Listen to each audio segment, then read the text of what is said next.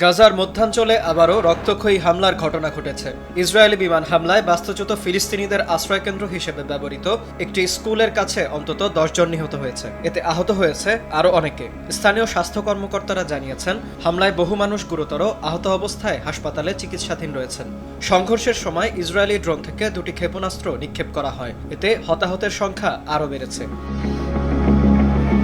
এই ঘটনার পেছনে জটিল পরিস্থিতির ইঙ্গিত পাওয়া গেছে। স্থানীয় বাসিন্দা ও চিকিৎসকদের দাবি, একটি ইসরায়েলি সমর্থিত ফিলিস্তিনি মিলিশিয়া ওই এলাকায় কিছু লোককে অপহরণের চেষ্টা করলে হামাসের নিরাপত্তা সদস্যদের সঙ্গে তাদের সংঘর্ষ শুরু হয়। পরে ইসরায়েলি ড্রোন ওই সংঘর্ষে হস্তক্ষেপ করে হামলা চালায়। তবে এ বিষয়ে কোনো মন্তব্য করেনি হামাস ও ইসরায়েলি বাহিনী।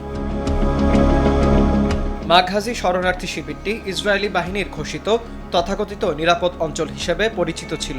জাতিসংঘের তথ্য অনুযায়ী যুদ্ধের আগে এখানে প্রায় 30,000 মানুষের বসবাস ছিল, যা সংঘাত শুরুর পর কয়েক গুণ বেড়ে যায়। তবে নিরাপদ অঞ্চল ঘোষণা করা হলেও ওই এলাকায় একাধিকবার প্রাণঘাতী হামলা চালানো হয়েছে। কয়েক মাস আগে একটি ভঙ্গুর যুদ্ধবিরতি কার্যকর হলেও গাজা জুড়ে এখনও ইসরায়েলি হামলা অব্যাহত রয়েছে। যুদ্ধবিরতির পর থেকে এ পর্যন্ত ফিলিস্তিনে আরও 723 ফিলিস্তিনিকে হত্যা করেছে দেশটির সেনারা। অন্যদিকে গাজায় রাজনৈতিক অচলাবস্থা এখনও কাটছে না। যুক্তরাষ্ট্রের প্রস্তাবিত শান্তি পরিকল্পনার দ্বিতীয় ধাপে যেতে প্রধান বাধা হয়ে দাঁড়িয়েছে হামাসের নিরস্ত্রীকরণ ইস্যু।